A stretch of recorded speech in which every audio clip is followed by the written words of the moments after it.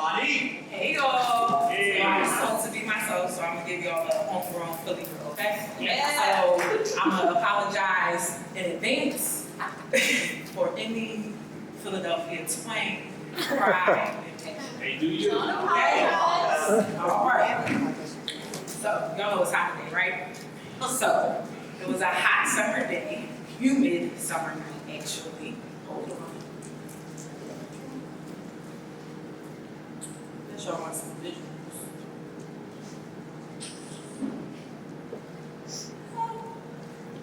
Yeah.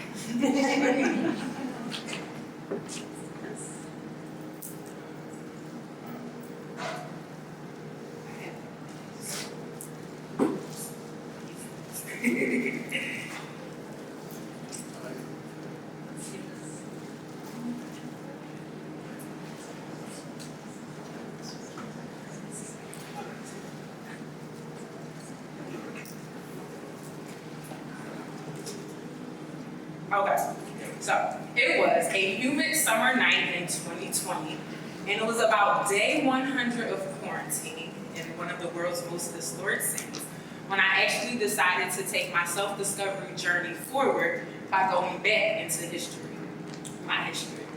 I honestly started on this journey to see which slave plantation I could trace my ancestors back to in Georgia. And even though I found what I was looking for, I actually unearthed a story of freedom, innovation, and triumph. I discovered just how deep my family's roots were in Philadelphia. The year was 1870, and the Civil War had been over for about 5 years. Philly was in turmoil just like it is today. Many free and formerly enslaved blacks migrated from Delaware to Philadelphia at the height of Reconstruction. My great-great-grandparents, Henrietta and James Rothwell, migrated from Delaware to the Frankfort section of Philadelphia. Their daughter Clara married Anthony Brooks, and together they had 12 children, the youngest of which was my beautiful paternal grandmother, Rita. So boom, here you have me, educated in the Philadelphia public and Catholic school systems.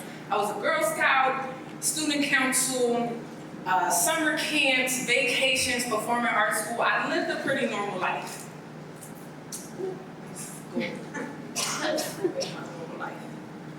Okay, so normal life, and I decided to attend a historically black college. And after graduating from the Hampton University, the best HBCU, the realest HU, I had dreams and ambitions of moving to Washington, D.C. However, my dreams were derailed because I was dealing with anxiety and depression after the murder of my high school sweetheart my senior year of Hampton. This honestly left me with more questions than I had answers. For the majority of my 20s, I felt stuck. My once simple life suddenly became confusing, complicated, and redundant. I really struggled with finding my purpose of having to even move back to this city. I was pissed. I was pissed, and I didn't want to move back here. And through the lens of my grief, I didn't understand what this city had to offer me. And one of my friends said, "You were giving back so much to this city when at one point it tried to destroy you." And through the lens of my grief, I didn't understand how I could help move this city forward. Needless to say, I was elated to say goodbye to my 20s, and in February of 2020, I turned 30 and I started my last semester of graduate school at Temple University.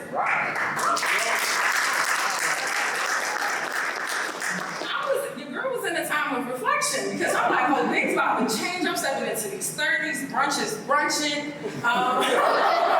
brunch is brunching, I'm feeling good. And I was just in a time of reflection because I'm like, yo, stuff is about to change for me. And then March 2020 happened, and everything changed for everyone. And once again, I was left with more questions than I had answers.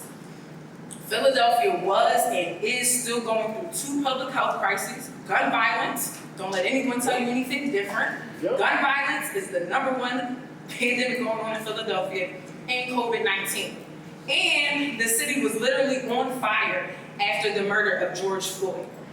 I felt defeated, I lacked confidence, and I felt suspended in tension, and I didn't understand how I could help propel my city forward. And then the slingshot came to mind. And the only way the slingshot works is if you first take a step back. And the only way the slingshot can thrust something forward is if it is held in suspension first. When I began to do family research and have conversations with family, my purpose of being in Philadelphia was reignited. I discovered that my great-great-grandparents, who I first mentioned, started one of the first Black Methodist churches in Philadelphia in the Frankfurt section in 1872. And this reignited my journey as the youngest trustee at my church, Imani Tabernacle, which is the largest church in the city and the state. From this same family tree, I discovered that my cousin, Willie Williams, was Philadelphia's first Black police commissioner. This just really ignited me for the work I felt called to do as being an employee of the city of Philadelphia during COVID-19. I was also elected to the Anti-Violence Partnership of Philadelphia Board of Directors, and that was really like it sealed the deal. Finally, I had a path forward of how I could really bring healing to this city. So, it's been a long 2 years, and I know we are all in a search for just reigniting our spark again, finding the new normal, getting back in the swing of things. So I want to leave you with a couple of gems. The first one. Hold on, because I got to get it to you all right. Okay? Okay? All right. Take a moment to pause and possibly look over your life and over your family's history.